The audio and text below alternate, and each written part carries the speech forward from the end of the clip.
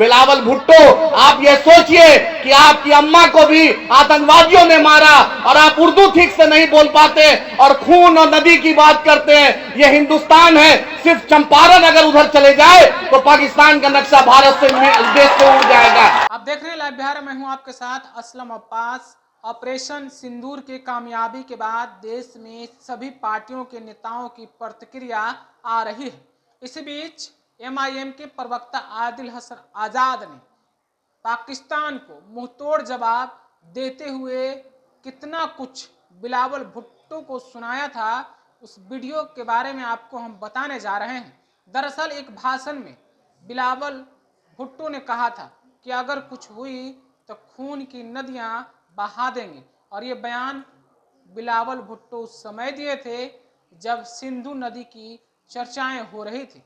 दरअसल पहलगाम हमले में जिस तरीके से हिंदुस्तान के 26 तीर्थ यात्री पर्यटक की जो मौत हुई थी, उसके बाद लगातार दोनों देश के बीच में तनाव की स्थिति थी और नेता जो है एक से एक बयान दे रहे थे, जिसके बाद आदिल हसन आज़ाद ने चंपारण की सरजमीन से पाकिस्तान और बिलावल भुट्टो को जवाब दिया था। और जवाब ऐसा कि आप सुन लीजिए, ऑपरेशन सिंदूर पर कितना सही और फिट बैठता हुआ नजर आ रहा है।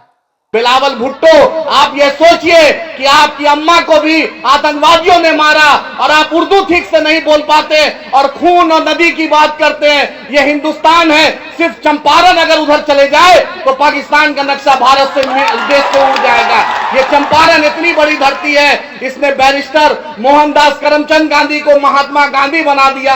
आज आपने देखा पहलगाम में अगर पाकिस्तान को सबसे मुंहतोड़ जवाब अगर कोई शख्स दे रहा है तो आपका लीडर बैरिस्टर असदुद्दीन ओवैसी साहब दे रहे हैं। पाकिस्तान जाकर भी दिए थे और यहां से भी अगर सबसे मुखर आवाज है उस शख्स का नाम बैरिस्टर असदुद्दीन ओवैसी साहब है। और हमारे पूरे हरदिल अजीज अख्तर उल ईमान साहब, मजलिस इत्तेहादुल मुस्लिमीन के इंचार्ज माजिद साहब, हम लोग के तौसीफ आलम साहब, इश्तियाक साहब, हसनैन साहब, हैबर साहब, मुफ्ती साहब, सरवर भाई और यहाँ के जिला अध्यक्ष नसीम भाई, डॉक्टर परवेज साहब, डॉक्टर शमीम साहब, तमाम सीतामढ़ी, मुजफ्फरपुर, शिवहर, मोतिहारी, ईस्ट चंपारण से तमाम जो मेरे पार्टी के कारकुन हैं जो आए हैं और तमाम लोग का हम तहे दिल से इस्तकबाल करते हैं।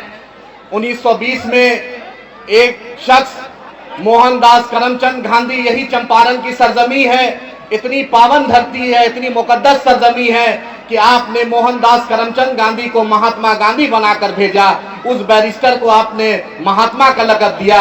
आज 21वीं सदी में जो मजलूमों के साथ खड़ा है, जो दलितों, मुसलमानों और मजलूमों की एक बेबाक आवाज है, आपका अपना और हमारा लीडर बैरिस्टर असदुद्दीन ओवैसी साहब आपके बीच है। हमने आपसे वादा किया था कि इंशाअल्लाह चंपारण की सरजमी पर जरूर बैरिस्टर साहब आएंगे और आज अल्हम्दुलिल्लाह बैरिस्टर असदुद्दीन ओवैसी साहब आपके बीच है। हमराना भाई, ये आपका इलाका, आपके पिताजी सीताराम सिंह साहब ने का जो विचारधारा आपने पकड़ा, जिस दिन आप पार्टी में ज्वाइन किया था आपने कहा कि मेरे पिताजी का मुसलमानों से, दलितों से, हर वर्ग से रिश्ता था, इसलिए मैं बैरिस्टर असदुद्दीन ओवैसी साहब और अख्तर उल ईमान साहब से प्रभावित होकर मैं MIM आया। आपका भी तहे दिल से हम इस्तकबाल करते हैं क्योंकि आज मेरे लीडर आपके बीच है। तमाम लोग का इस्तकबाल, क्योंकि ये पीर मुनिस की धरती है जिसने महात्मा गांधी को बुलाया।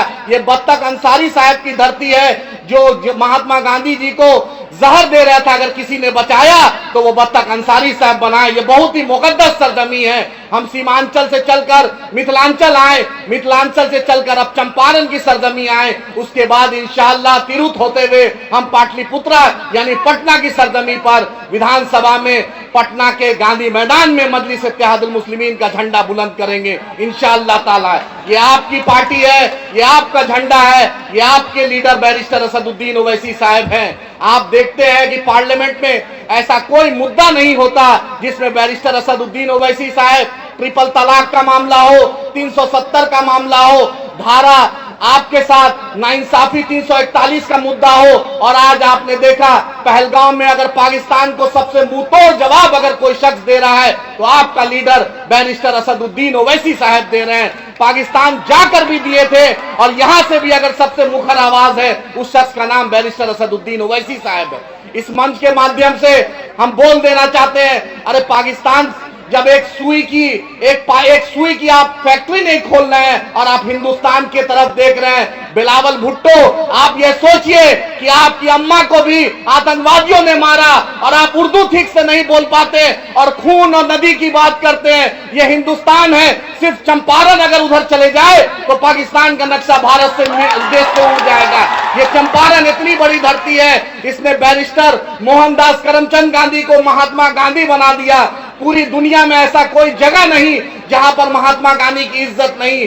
आज हम आपके साथ हैं। वक्फ का काला कानून आप जान लीजिए, आपकी हिफाजत के लिए पार्लियामेंट में बैरिस्टर साहब लड़ रहे हैं। पार्लियामेंट के बाहर भी all India Muslim personal law board और जितनी भी मिली तंजीम है उसके साथ अगर कंधा से कंधा सबसे ज्यादा कोई मिला है उस शख्स का नाम बैरिस्टर असदुद्दीन ओवैसी साहब है। और बिहार में जब all India personal law board का ऐलान हुआ और मिली तंजीम ने कहा तो अख्तरुल ईमान साहब ने हर बिहार के जिला यूनिट को कहा कि आपको पटना में रोजा रख के भी गांधी मैदान गर्दनी बाग के उस रैली को हमने कामयाब किया। जब भी देश को जरूरत पड़ेगी हम आगे रहेंगे। जब भी जब हमारे संविधान पे खतरा होगा हम अपना तन मन धन लुटा देंगे, लेकिन हम नाथूराम गोडसे और आरएसएस के मानने वालों के साथ नहीं झुकेंगे। ये हमारी मिट्टी है, ये हमारी सरजमी है, ये चंपारण है। याद रखिए कुछ लोग लोकसभा के वक्त बुलेट पे लोग को घुमा रहे थे, आज उनको भी जवाब देने हम आए हैं। आप उनको भी जवाब देने आए हैं कि आप बुलेट पे अब किसको घुमाइएगा। आज राणा रंजीत साहब आ गए हैं और आज राणा रंजीत साहब का सबसे बड़ा लीडर बैरिस्टर असदुद्दीन ओवैसी साहब आ गए हैं। इमारे शरिया का जुलूस, देश बचाओ देन बचाओ रैली का ज़कात फितरा पे लोग को एमएलसी बनाया गया, लेकिन आज नीतीश कुमार के नाम पर मुंह से बोली नहीं निकल रहा है। वो एमएलसी का पद उसको भी इस ढाका की सरजमी से जवाब देने आए हैं। आपने बहुत दिन की बात की थी कि नीतीश कुमार को हमने समझाया है, बिल एक्ट भी बन गया, लेकिन नीतीश कुमार के सामने अपने एमएलसी का पद नहीं गया। लेकिन हम अख्तरुल ईमान साहब सीमांचल से कलकर आज चंपारण आ गए हैं। मैं तहे दिल से अपने रियासती सर को फिर से शुक्रिया अदा करता हूं कि राणा रंजीत भाई का जो शिवर का मुद्दा, एक दलित के बेटे को मार दिया गया था, तो सबसे पहले विधानसभा में अगर कोई मुद्दा उठाया तो उसका नाम अख्तरुल ईमान साहब है। तमाम लोगों का शुक्रिया।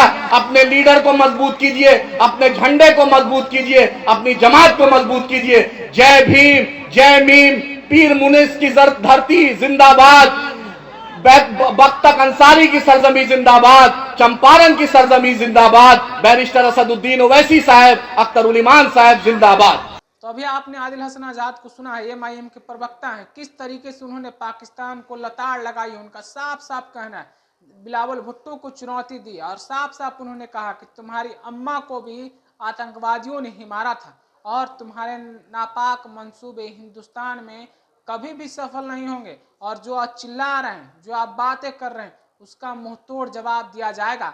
और उस मुंहतोड़ जवाब के रूप में आप लोगों के सामने आज मौजूद है कि ऑपरेशन सिंदूर के तहत किस तरीके से भारतीय सेना ने पाकिस्तान के अंदर घुसकर, पाकिस्तान के अंदर जाकर आतंकियों के 9 ठिकानों को नेस्तनाबूद कर दिया है, तबाह कर दिया है और ध्वस्त कर दिया है। इस वीडियो को आपने भी सुना किस तरीके से आदिल हसन आजाद ने ललकार लगाई थी, दहाड़ लगाई थी चंपारण की सरजमी से, और उस दहाड़ का नतीजा और उसके बाद भारतीय सेना की एक कामयाबी, भारतीय सेना का ये गौरव गाथा सब कुछ बता रहा है। फिलहाल आप अपनी राय क्या रखते हैं कमेंट में हमें ज़रूर बताइएगा।